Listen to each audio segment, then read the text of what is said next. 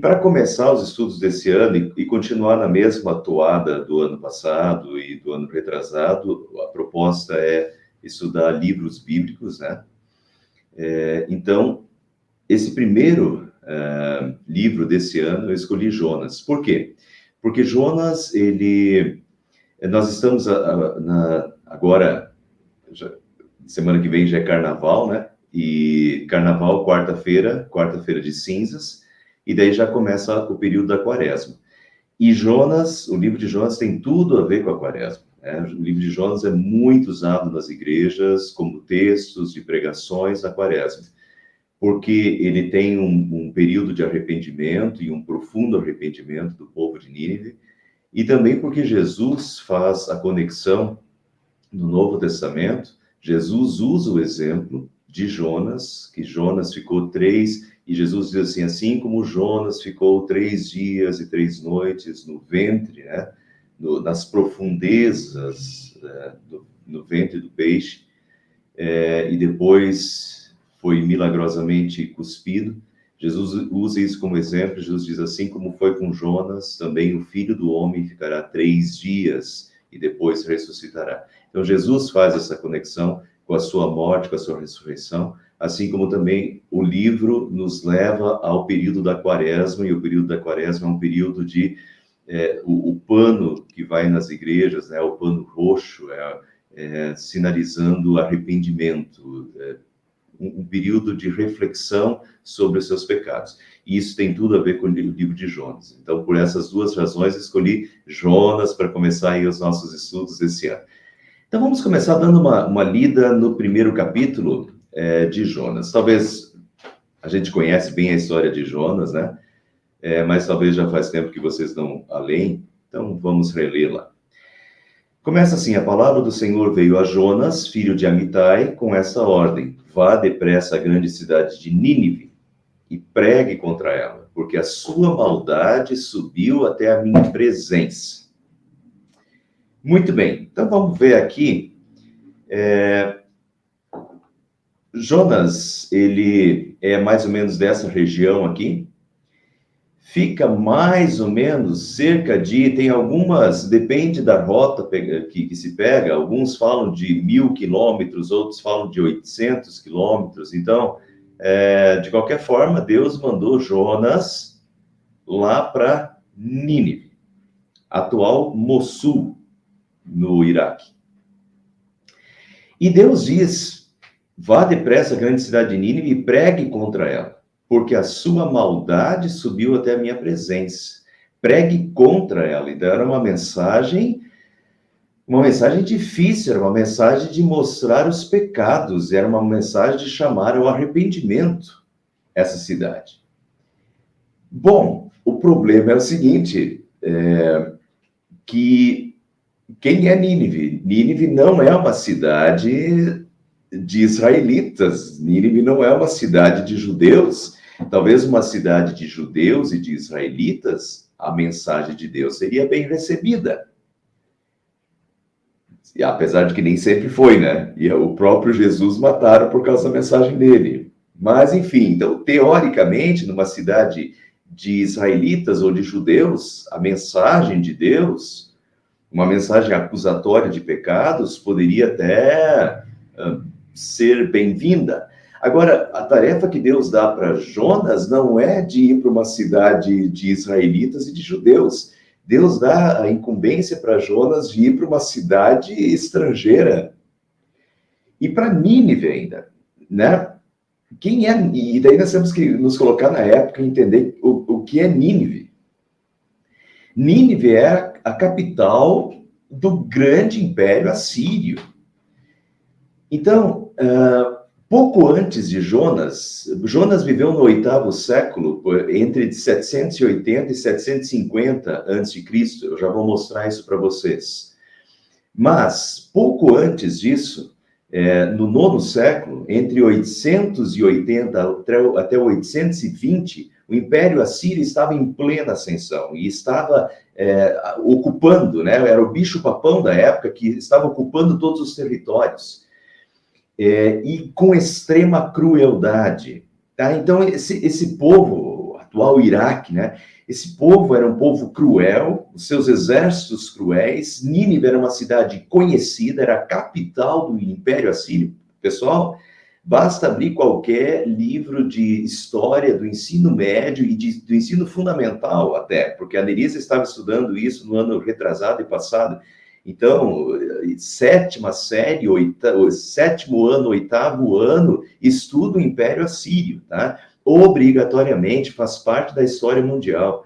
Então, o Império Assírio era um império extremamente forte, e Nínive era a capital do Império Assírio, tá? E um império conhecido pela sua crueldade, pela crueldade dos seus exércitos. Agora, por mais que o Império Assírio, na época de Jonas, eles estavam em declínio, e logo depois de Jonas, ele volta de novo a uma ascensão de poder com Tiglat-Pileser III, tanto que depois eles vão invadir a Samaria, o reino do norte, né? E levar os samaritanos, daí vem o problema dos samaritanos no Novo Testamento também, né? Samaria era a capital do reino do norte, foi invadida. Mas, na época de Jonas, o Império Assírio não era ele estava num período, era um interlúdio entre duas épocas de ascensão do Império Assírio.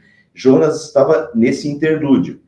Mas, então vejam, a cidade de Nínive era a cidade conhecida desses exércitos extremamente cruéis, essa capital desse bicho-papão, né, que é a Síria, e agora Jonas recebe a incumbência de falar sobre Deus no meio de um povo que nem tem o mesmo Deus, que tem os seus deuses.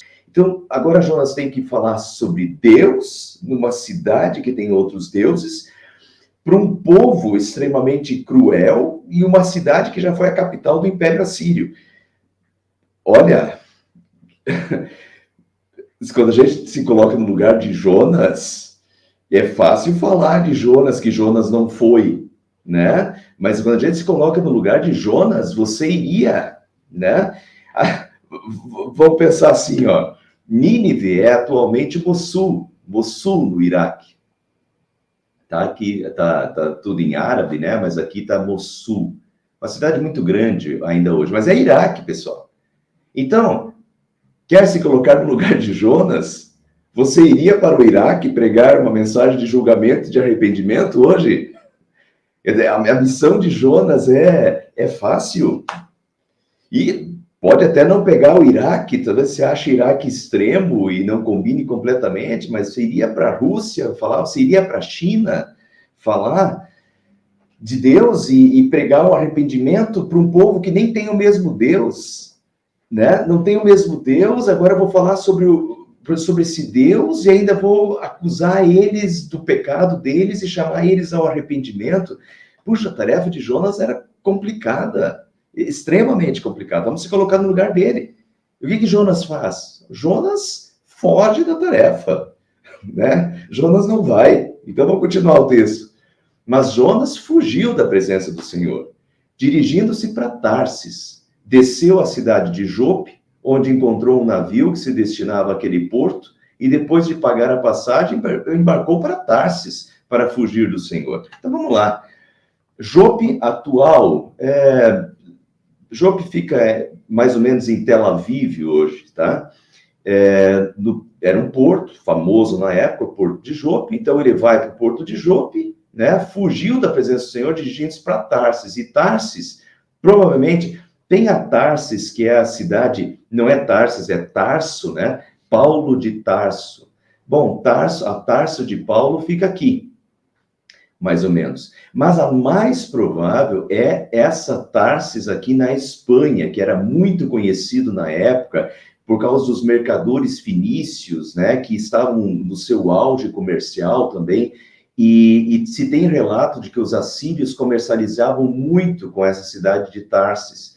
E isso combina muito mais com o relato bíblico. Então, provavelmente, Jonas, olha, Nínive fica para cá, Jonas vai para o lado oposto, né?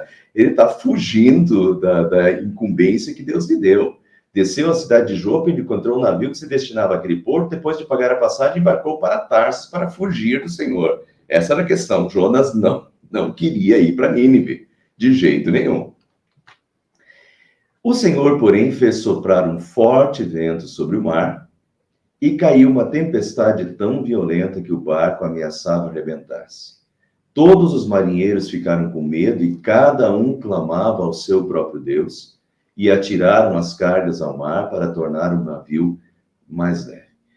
Cada um clamava ao seu próprio Deus, né? Eram mercadores ali também, esses navios cheios de estrangeiros, cada um clamava ao seu Deus, mas o que se destaca aqui não era uma tempestade qualquer. O Senhor, porém, fez soprar um vento sobre o mar. É intenção divina, é a soberania divina, né? É Deus fazendo isso. E aí, pessoal, a gente poderia pensar... Daqui a pouco eles vão pedir para Jonas quem é o teu Deus, e Jonas vai falar: o meu Deus é o Deus sobre os Deus do céu e o Deus da terra e o Deus do mar. E essa é a questão. O nosso Deus, ele tem poder sobre tudo, e Deus usa também o seu poder, e Deus usa a sua soberania para chamar ou para fazer os seus filhos voltar. E aqui, obviamente, Deus tem um propósito ao fazer soprar esse vento sobre o mar, esse forte vento sobre o mar.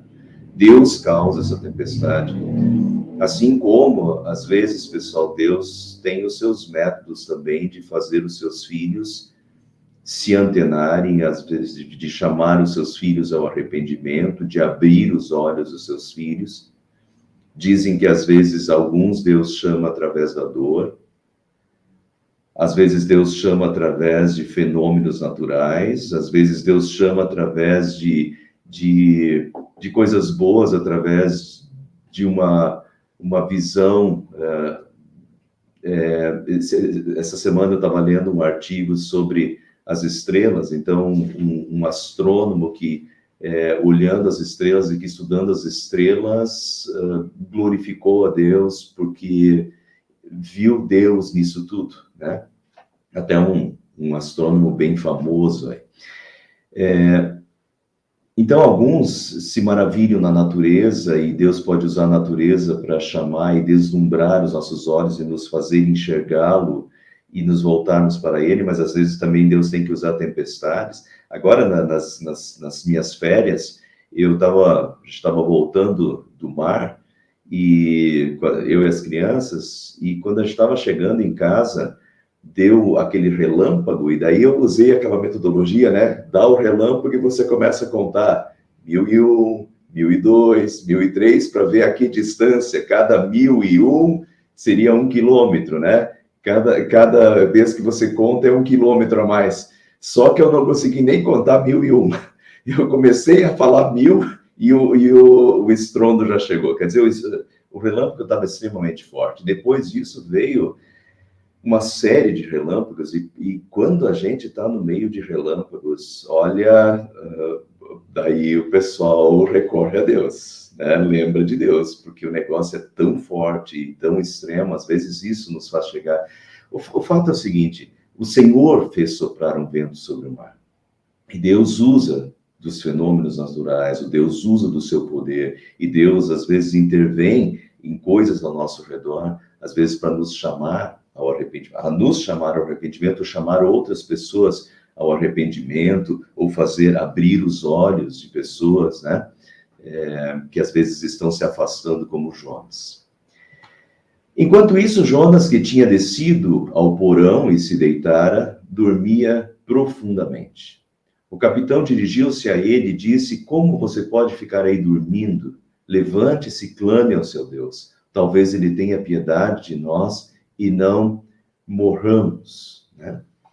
Uma coisa, todo mundo estava preocupado, e isso são Jonas, parece que alguns dizem que Jonas é escrito numa linguagem um pouco satírica, quanto a ele mesmo, a vida dele. Quer dizer, enquanto o negócio está pegando fogo, às vezes parece que os cristãos, os filhos de Deus, estão dormindo em berço esplêndido, né?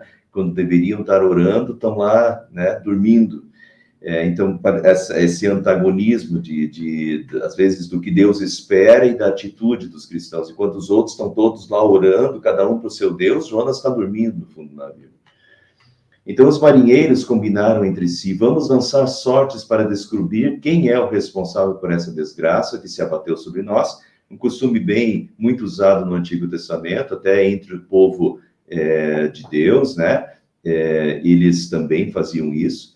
Lançaram sortes e a sorte caiu sobre Jonas, e por isso lhe perguntaram: diga-nos quem é o responsável por essa calamidade, qual é a sua profissão, de onde você vem, qual é a sua terra, a que povo você pertence. Eles querem saber mais do Jonas, e daí é vergonhoso, né? E às vezes é vergonhoso para nós também, e para os filhos de Deus, porque, puxa vida, justamente de quem mais se esperava, né, de quem mais se esperava um bom testemunho ou coisas boas, de onde vem a desgraça, né? Quem mais está pisando na bola. E daí, então, quem é você? Por que ele é responsável por essa calamidade? De onde você é? A que povo você pertence? Daí Jonas disse, ele respondeu: eu sou hebreu, adorador do Senhor. Né? Olha, puxa vida, eu sou adorador do Senhor, o Deus dos céus, que fez o mar e a terra. Que vergonha, né? Que vergonha. Então os homens ficaram apavorados e perguntaram: o que foi que você fez? Pois sabiam que Jonas estava fugindo do Senhor, porque ele já tinha... Então Jonas já tinha dito. A pergunta aqui não é o que foi que você fez, o sentido de que saber o que ele fez. Eles já tinham perguntado para Jonas e ele já tinha falado. Então o sentido aqui é: Jonas, o que você foi fazer?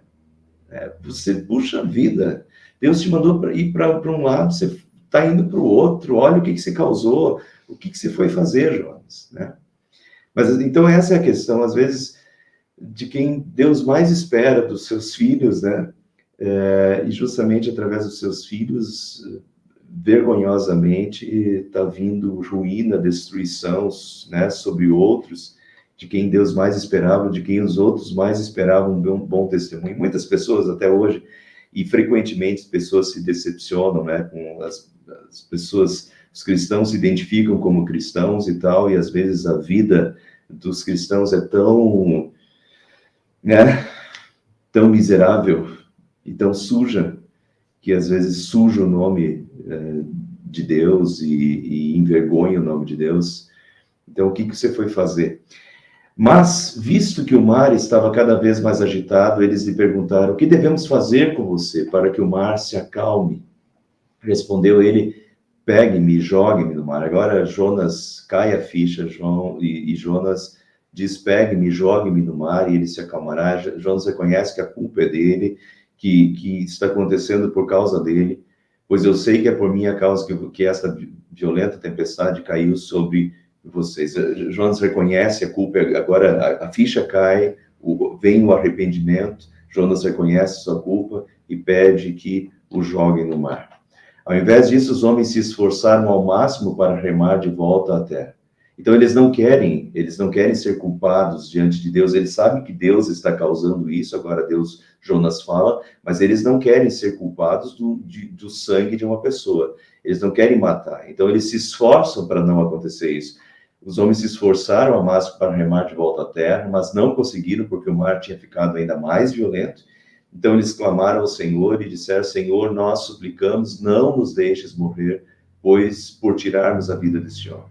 Não caia sobre nós a culpa de matar um inocente, porque tu, ó Senhor, fizeste o que desejaste. Porque tu, ó Senhor, fizeste o que desejaste. Eles reconhecem que é Deus que está fazendo, mas eles pedem perdão por ter que jogar Jonas ao mar, e a princípio, eles ficam com temor de serem castigados por Deus por jogar Jonas no mar. Mas depois, então, eles pedem perdão e jogam Jonas no mar. Em seguida, pegaram Jonas e o lançaram ao mar enfurecido. E este se aquietou. E ao verem isso, os homens adoraram o Senhor com temor, oferecendo-lhe sacrifícios e fazendo-lhe votos. Coloquei aqui embaixo aquela imagem de Jesus, quando os discípulos estão apavorados, né, no mar da Galileia, e a ponto de submergir, e Jesus, então, acordam Jesus, e Jesus manda o mar se acalmar, e o mar se aquieta na mesma hora, e os discípulos ficam pasmos com Jesus. E o mesmo acontece agora, aqui em Jonas, né? Quando eles atiram Jonas ao mar, o mar se aquieta. E isso foi tão flagrante, né? Essa relação, o mar extremamente violento, cada vez mais violento, mas quando eles jogam Jonas ao mar, o mar se aquieta. E ao verem isso, eles reconheceram, né, este Deus de Jonas. E já não fazem, enquanto antes eles estavam orando para os seus deuses, agora eles não oram mais para os seus deuses, mas eles reconhecem no Deus de Jonas, esse Deus dos céus e da terra e do mar. E eles adoram o Senhor com temor, oferecendo-lhe sacrifício e fazendo-lhe seus votos. E aqui nós começamos a ter em Jonas essa questão de estrangeiros que reconhecem o Deus verdadeiro, né? Pessoas de outros povos.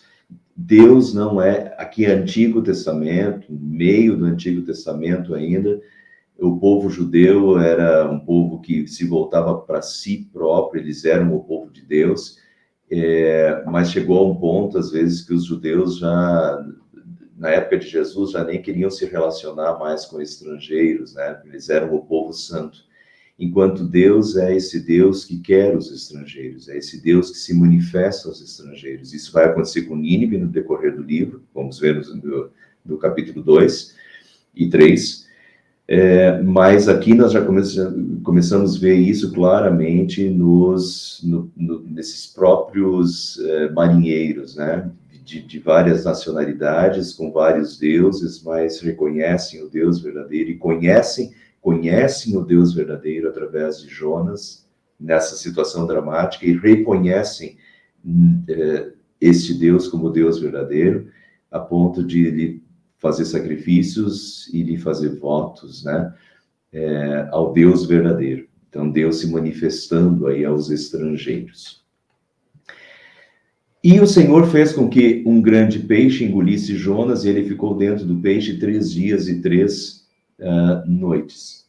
Muito bem, eu resisti. Hoje à tarde estava pesquisando, tentando descobrir uma imagem que fosse a imagem aí de chamada para os nossos estudos, para esses 4 estudos bíblicos sobre Jonas, e eu resisti muito a colocar uma baleia, porque todas as imagens, olha, 95%, 97% das imagens sobre Jonas tem baleia no meio. E eu resisti a isso, eu não queria colocar uma baleia, porque eu li um comentário hoje à tarde, é verdade, ele disse assim, olha, esse peixe, essa baleia, só está em 3 versículos de Jonas. Jonas tem 4 capítulos, o foco de Jonas não é a baleia. O foco de Jonas não é esse peixe.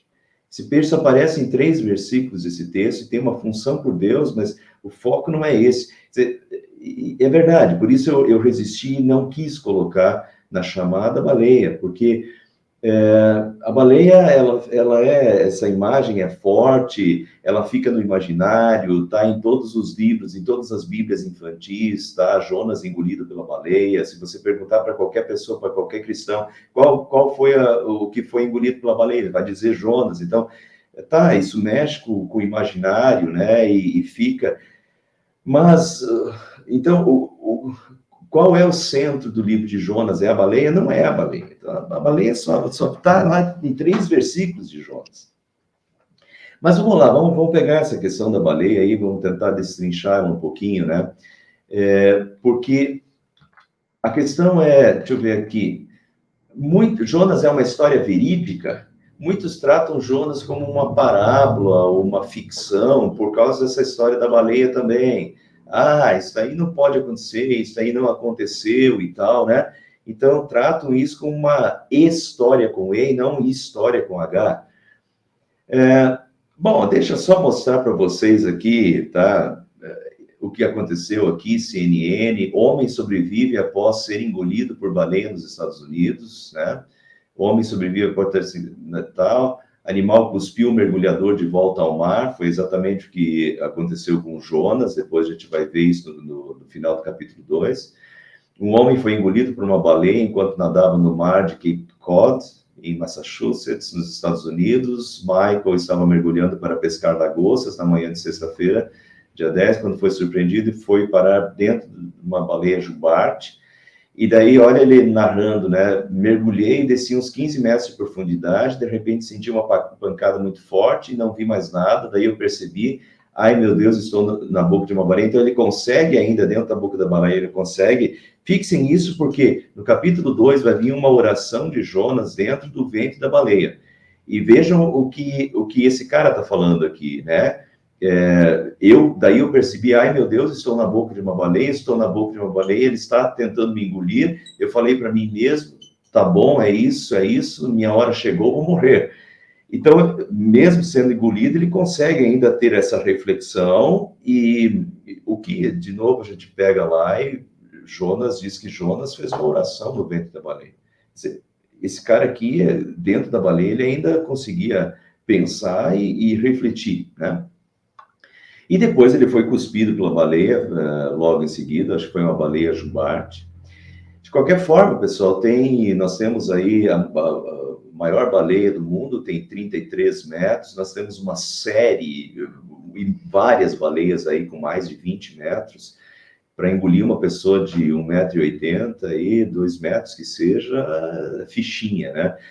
Claro que isso tem as suas dificuldades científicas, eu entendo, e por isso até eu só queria dar um exemplo para vocês aqui de uma coisa que já aconteceu, de um cara que já foi engolido por uma baleia e logo em seguida foi cuspido. Isso pode acontecer? Isso pode acontecer. Agora, claro que eu nem iria muito para esse lado, mesmo que eu não tivesse esse exemplo para dar para vocês, eu não preciso desse exemplo aqui dos Estados Unidos para acreditar nessa história, tá? Porque o que nós estamos mexendo aqui é, de novo, com esse Deus que levanta a tempestade, com esse Deus que acalma a tempestade, né? Esse Deus que é o Senhor sobre céus, terra e mar. Deus, nós estamos falando de milagres, e milagres não são coisas naturais, milagres são coisas sobrenaturais, tá? Há o natural, mas o milagre é o sobrenatural. E a pergunta, a simples pergunta é a seguinte: Deus tem poder para fazer coisas sobrenaturais? O sobrenatural já não é o natural, é uma coisa sobrenatural. Jesus andar sobre as águas é sobrenatural. Agora, Deus tem poder de fazer coisas sobrenaturais? Alguns vão dizer não. Os que não acreditam em milagres vão dizer não. Para mim, sim, não tem. Para mim, absolutamente sim. Eu não tenho problema nenhum com nada sobrenatural. Porque Deus é o criador dos céus, da terra. Deus tem poder sobre absolutamente tudo e faz tudo o que Ele quer, sabe? E nada lhe é impossível. Nada lhe é impossível. Assim como Ele fez Elias, né, ser sustentado por 40 dias e 40 noites, sem praticamente comer nada. Assim como ele sustentou Jesus nas tentações durante 40 dias e 40 noites sem comer nada. Assim como Moisés subiu por um monte, ficou 40 dias e 40 noites sem comer. São milagres, não é natural. O natural é natural, mas quando Deus age é o sobrenatural. Então, essa questão de ficar 3 dias, 3 noites numa baleia, pastor, como? Como? Não sei, pergunta isso para Deus, eu não preciso nem perguntar. Ele faz do jeito que ele quer e como ele quer, o fato é que ele tem poder para fazer, e já fez tanta coisa sobrenatural, e pode fazer o que ele quiser sobrenaturalmente, porque ele é o Senhor, ele é o Criador de tudo, e ele pode fazer o que ele quiser, tá? Então, estou dando um exemplo para vocês aqui, mas eu nem preciso desse exemplo. E também, não aceito até que alguém questione isso, alguém que não tenha fé, mas se alguém que tem fé, e que sabe que, credo apostólico, crê em Deus Pai Todo-Poderoso, Criador dos céus e da terra. Quem confessa o credo apostólico, Deus é o Criador dos céus e da terra, daí eu não consigo aceitar que uma pessoa não creia no sobrenatural e não creia em milagres e tenha problema em Jonas ser engolido e ficar 3 dias e 3 noites no ventre da baleia. Mas vamos lá. Fora isso, o profeta Jonas de fato existiu? Poderíamos nos perguntar isso. E depois vamos lá para o próprio livro. Primeiro, o capítulo 1, versículo 1 diz assim: a palavra do Senhor veio a Jonas. Essa primeira frase do livro, a palavra do Senhor veio a Jonas, ela é típica dos profetas, ela vai acontecer com todos os profetas. Portanto, se o autor, desse livro, ele usasse essa frase aqui para colocar uma história fictícia, seria tipo alguém que está tentando ludibriar os outros, porque essa frase é uma frase típica dos profetas, é assim que todos os profetas falam quando os profetas estão recebendo uma profecia, é assim que eles começam. Então isso aqui, o jeito que ele começa é o jeito de começar uma história verídica e uma profecia verídica de Deus. E Jesus vai tratar isso como uma profecia verídica, mas já começa desse jeito. Então, seria uma desonestidade começar um livro desse para os judeus, seria uma desonestidade começar um livro desse, dessa forma, se o livro não fosse verídico, tá? E, a propósito, os judeus aceitam esse livro, e esse livro sempre teve no cânon judaico como um livro inspirado. Fora isso, diz assim, a palavra do Senhor veio a Jonas, filho de Amitai. Agora vejam, em 2 Reis 14, 25, diz lá, foi ele, rei Jeroboão, que restabeleceu as fronteiras de Israel desde Lebo, Ramate, até o mar de Arabá, conforme a palavra do Senhor, Deus de Israel. A palavra do Senhor, conforme a palavra do Senhor, Deus de Israel, anunciada pelo seu servo Jonas, filho de Amitai, profeta de Gate-Efer. É o mesmo Jonas, pessoal. Jonas, filho de Amitai. Então, esse Jonas, ele era um profeta conhecido na época. A história de Jonas não é uma história isolada dentro da Bíblia. Esse Jonas é o Jonas, filho de Amitai, que é o mesmo Jonas, profeta, que anunciou uma profecia sobre o reinado de Jeroboão. Então, é um profeta conhecido, reconhecido em Israel. Portanto, conseguimos situar, a partir disso daqui, a época de Jeroboão. Conseguimos situar Jonas historicamente, ele viveu durante o reinado de Jeroboão II, entre 782 e 753, e foi contemporâneo dos profetas Oséias e Amós. Fora isso, Jonas era um profeta conhecido na região, e os judeus sabem até hoje onde é o túmulo de Jonas. Que não é, se vocês digitarem no Google, túmulo de Jonas, vai aparecer, em 2014, aqueles grupos islâmicos radicais, eles tomaram o túmulo de Jonas. E isso rodou aí nas notícias internacionais. Em 2014, o túmulo de Jonas foi recuperado. Mas esse túmulo de Jonas, que se vocês digitarem no Google, não é provavelmente o túmulo de Jonas mesmo, é um túmulo de Jonas que fica em Nínive, e os árabes, eles têm um nome específico para esse túmulo de Jonas, mas é o túmulo de Jonas para os árabes também, em reconhecimento, fica em Nínive. Mas esse túmulo foi... primeiro, esse grupo radical tomou a cidade de Mossul, e até desencavou partes desse túmulo de Jonas, e depois ele foi recuperado. Por isso, as notícias internacionais, aí, se vocês digitarem lá, vai aparecer 2014, quando o túmulo de Jonas foi recuperado. Mas esse túmulo de Jonas, em Nínive, não é o túmulo de Jonas mesmo, já é de séculos depois que alguns dos patriarcas foram enterrados lá e começou a se chamar de túmulo de Jonas. O túmulo de Jonas para os judeus é conhecido, assim como o túmulo de Raquel, o túmulo dos patriarcas, Todos os patriarcas, os judeus, têm grande consideração e sabem onde estão os túmulos deles, O túmulo de Davi e tal. Então, o túmulo de Jonas também, do profeta Jonas, Jonas de Amitai, ele é reconhecido, ele está até numa aldeiazinha bem próximo da cidade de nascimento de Jonas. Então, o fato Jonas é um personagem fictício? Não, Jonas não é um personagem fictício. Jonas é reconhecido, é conhecido, reconhecido, sabe-se onde Jonas está enterrado, inclusive. Então, por aí a gente já vê que não é uma história fictícia, e os próprios judeus sabem disso e reconhecem isso, Hoje o pessoal fica questionando. Outra questão, e a história do peixe? É real ou é fictícia, Bom, fora o que eu já falei para vocês antes, para mim o que decide a questão é isso. Jesus cita Jonas e o seu livro como exemplo. Em Mateus 12, 38 e 41, já no Novo Testamento, o título desse texto nas nossas Bíblias é o sinal de Jonas, e é Jesus que está falando agora. Então, alguns dos fariseus e mestres da lei lhe disseram: Mestre, queremos ver um sinal miraculoso feito por ti. E ele respondeu: uma geração perversa e adúltera pede um sinal miraculoso, mas nenhum sinal lhe será dado, exceto o sinal do profeta Jonas. Pois assim como Jonas esteve... olha, nota o que Jesus está falando. Assim como Jonas esteve 3 dias e 3 noites no ventre de um grande peixe, assim o Filho do Homem ficará 3 dias e 3 noites no coração da terra. Os homens de Nínive se levantarão no juízo com essa geração e a condenarão, pois eles se arrependeram com a pregação de Jonas, e agora está aqui aquele que é maior do que Jonas, que é o próprio Jesus.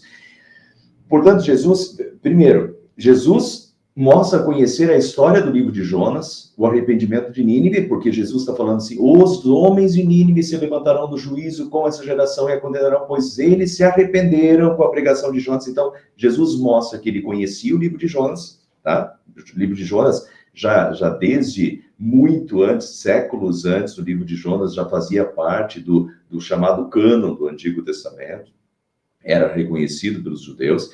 E Jesus conhecia muito bem a história de Jonas, mostra conhecer, ele sabe que Nínive se arrependeu, do arrependimento de Nínive, e ele usa isso como exemplo agora, na época dele, porque os fariseus, quem está na frente deles? Os fariseus, os escribas estão vindo questioná-lo, né? Não o aceitando, quer dizer, e daí Jesus diz: olha, os homens de Nínive se levantarão no dia do juízo com essa geração e condenarão, porque eles se arrependeram com a pregação de Jonas, mas agora está aqui o que é maior de Jonas e vocês não se arrependem, né? Mas Jesus está usando isso como exemplo. Então, Jesus mostra ter conhecimento do livro de Jonas, conhecia o livro de Jonas. Outra coisa, Jesus trata a história de Jonas como verdadeira, né? Se fosse fábula, Jesus não a citaria, mas Jesus cita a história de Jonas, comenta a história de Jonas e a trata como uma história real e até a usa como exemplo verdadeiro da sua morte e ressurreição. Jesus trata a história de Jonas como verdadeira e a usa como exemplo do que lhe acontecerá,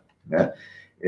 Assim como Jonas ficou 3 dias e 3 noites, né? O próprio Jesus ficaria 3 dias, né, sepultado, e então ressuscitaria. Jesus usa a história de Jonas. Então, aí, para mim, fecha a questão, tá?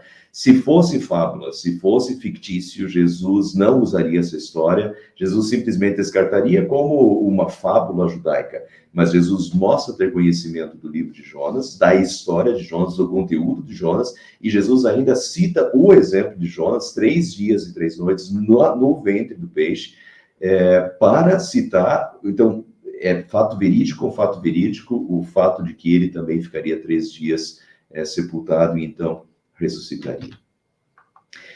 Então, para terminar, quais são algumas lições do capítulo 1 de Jonas? Primeiro, a soberania de Deus. Ele é o Senhor dos céus, da terra, e faz tudo convergir ao seu propósito, né? Deus pode usar. Isso, deixa eu já dizer isso para vocês logo, isso aparece diversas vezes em Jonas, e isso se ressalta, é uma das coisas que se ressalta em Jonas, é a soberania de Deus, como Deus é o soberano sobre tudo. Então, nós temos no capítulo 1, o Deus fazendo vir a tempestade, Deus agitando ainda mais a tempestade, Deus fazendo acalmar a tempestade, Deus fazendo vir esse peixe. Esse peixe não se fala que é a baleia, o texto em hebraico não fala que é a baleia, fala que é um grande peixe, né? Se deduz as baleias, porque as baleias são os maiores mamíferos aí aquáticos, e que facilmente poderiam engolir uma pessoa. Mas o texto não fala de uma baleia. Mas de qualquer forma, Deus faz. Então, vir a tempestade, Deus acalma a tempestade, Deus faz vir esse peixe. Na continuação do livro, Deus vai fazer milagrosamente uma árvore rapidamente ir sobre Jonas, e depois Deus também manda um verme que rapidamente, em questão de pouquíssimo tempo, mata a árvore. E tudo isso são sinais que mostram a soberania de Deus sobre céus e terra. Deus é o Senhor sobre tudo, né? E tem domínio sobre tudo e age. Segundo, o que Deus deseja pode ser difícil, pode ser contraditório ao que pensamos, mas fugir ou resistir só traz más consequências. Isso está claro. Jonas, a tarefa de Jonas de ir para Nínive, para uma cidade de outros deuses, para uma cidade que é conhecida pela sua crueldade, e Jonas não quer ir para lá. Por que Jonas não queria ir para lá? Talvez fosse por causa da tarefa. Talvez a tarefa fosse muito difícil. Ir para lá, ele pode ser perseguido, ele pode ser morto, porque esse pessoal é extremamente cruel, e esse pessoal tem outros deuses. Agora eu vou para lá, vou falar sobre Deus, vou acusar eles dos pecados. Esse povo é um povo cruel, vão me matar. Pode ser por medo, ele pode não ter ido por medo e fugido por medo, ou a razão dele não querer ir talvez seja outra, porque na continuação do livro também mostra que ele acha meio injusto que esse povo se arrependa, e ele não quer pregar para esse povo. Quando Deus decide não castigar o povo, ele fica revoltado. Ele acha que esse povo deve ser castigado por tudo que já fez. Então ele é um judeu, ele conhece a história desse povo, dessa capital, desse povo cruel. Agora Deus eu vou pregar para esse povo, e se esse povo se arrepender, daí esse povo, Deus vai ser misericordioso com esse povo. Pode ser essa a intenção de Jonas.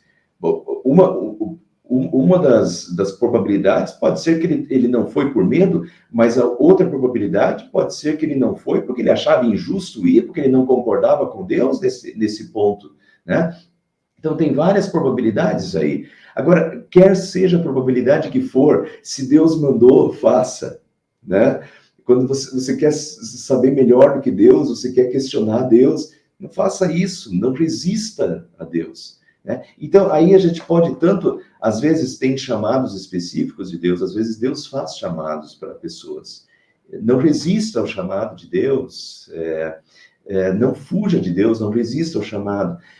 Uma outra forma que plenamente possível é os chamados de Deus. Às vezes a gente ainda às vezes a gente pode ter dúvidas: será que eu estou lendo isso como um chamado? Deus de fato me chamou? Porque às vezes isso não está absolutamente claro para a gente, né? Mas tem coisas claras, e a Bíblia é a palavra clara de Deus, e tem coisas que Deus nos mandou não fazer, e tem coisas que Deus nos mandou fazer, e Deus nos mandou ser de uma determinada forma, e às vezes a gente não é, e às vezes a gente não quer ser do jeito que Deus é, porque, não, eu acho que isso não precisa. Às vezes Deus mandou fazer uma coisa que a gente acha que não precisa, eu acho que não precisa, eu acho que isso, eu não concordo com isso, eu não concordo com aquilo, eu não concordo com aquilo outro, entende? Você começa a dizer: não, isso aqui eu não concordo, aquilo eu não concordo. Então você se torna o julgador da palavra de Deus, e você começa a fugir disso, ou resistir à palavra de Deus. Pessoal, isso, você está resistindo ao Deus Criador, ao quem sabe mais, aquele que criou, que sabe em perfeição, que criou o ser humano, que criou a natureza, que sabe em perfeição. E quando a gente resiste à palavra de Deus, quando a gente diz: não, normalmente só quebra a cara, só traz malefícios, né, para si, para a família, para a sociedade. Enfim, a gente tem que aprender a não resistir a Deus, não resistir. Quando Deus fala, não resista, não fuja, né? Dobre os joelhos e faça. Mas essa é uma lição para nós: a gente vive fugindo.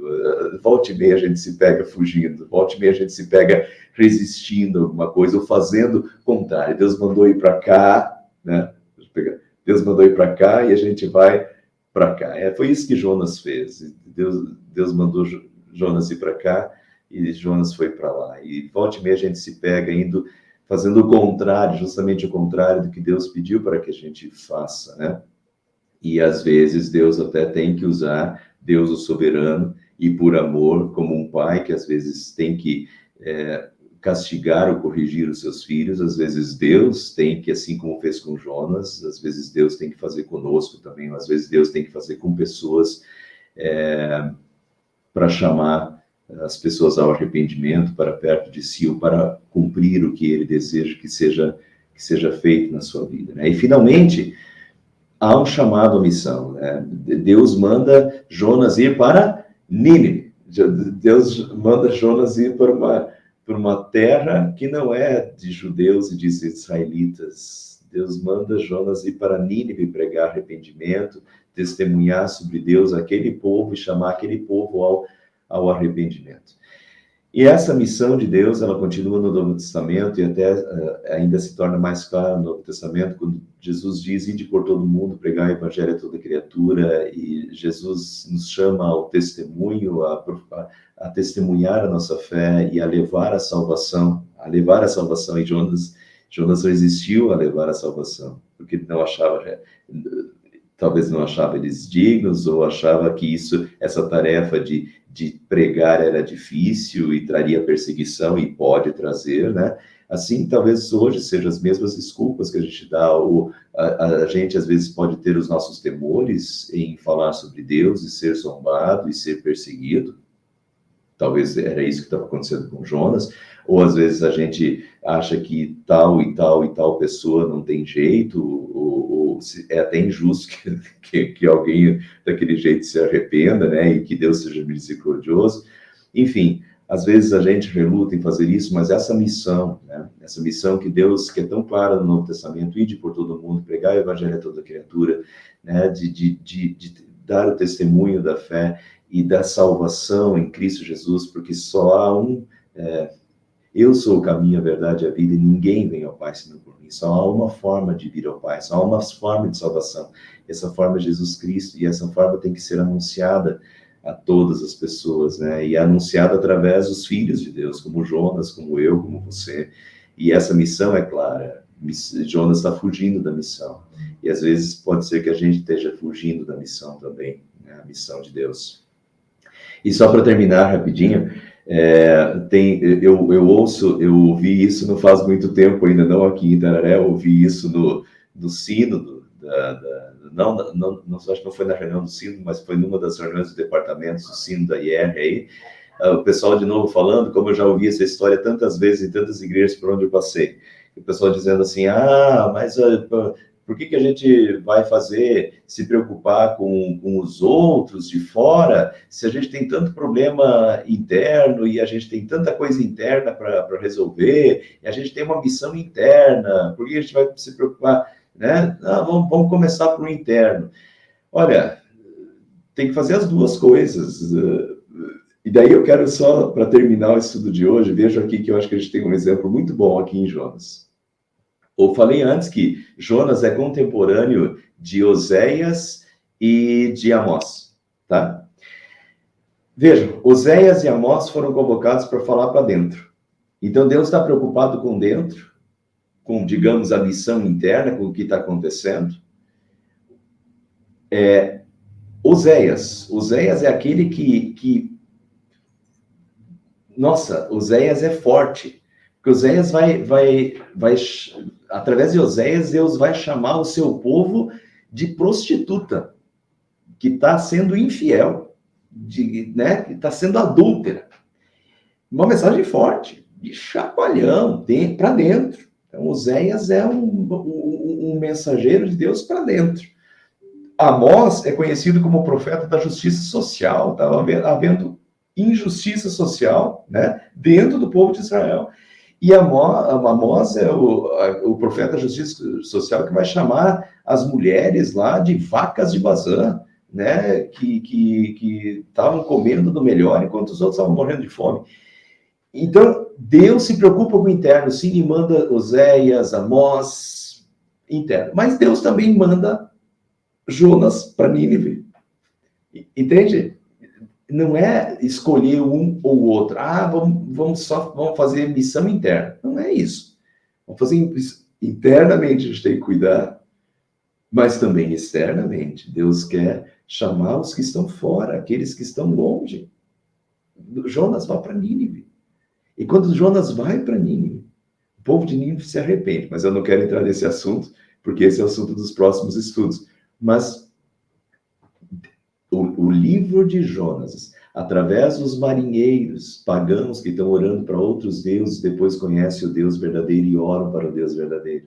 Através de Nínive, o livro de Jonas é claro e é um dos livros que o pessoal usa muito para falar sobre missão no Antigo Testamento.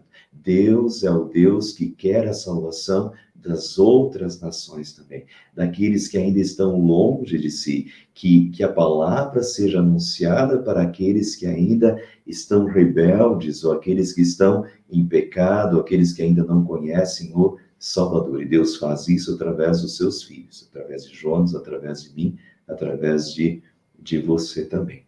Que Deus nos ajude e nos abençoe. Que a gente não seja Jonas, o fujão, aquele que foge da responsabilidade, mas que a gente seja as testemunhas de Deus ou instrumentos de Deus, como Jonas depois acaba sendo, né? Depois do seu arrependimento. Vamos concluir o estudo de hoje com uma oração.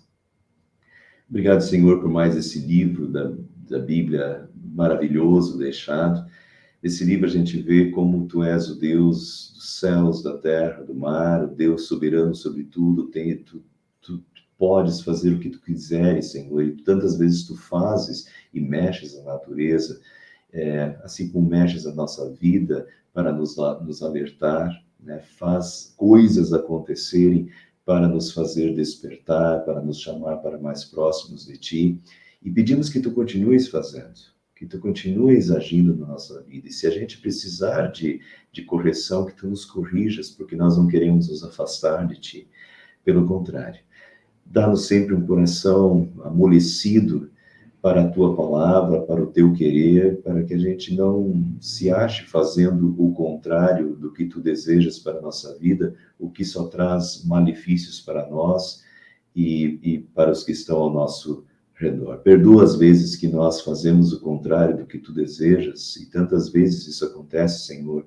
Obrigado pela Tua misericórdia, a mesma misericórdia que tivesse com Jonas, continuas tendo com cada um de nós, em ter paciência conosco, com os nossos desvios, com as nossas contrariedades, perdoando-nos sempre de novo pela Tua misericórdia, pela Tua graça e bondade. E continua agindo com o Teu Espírito Santo em nós, infundindo em nós o desejo de fazer a Tua vontade, de sermos testemunhas Tuas e instrumentos nas Tuas mãos aqui neste mundo. É o que nós pedimos em nome de Jesus. Amém.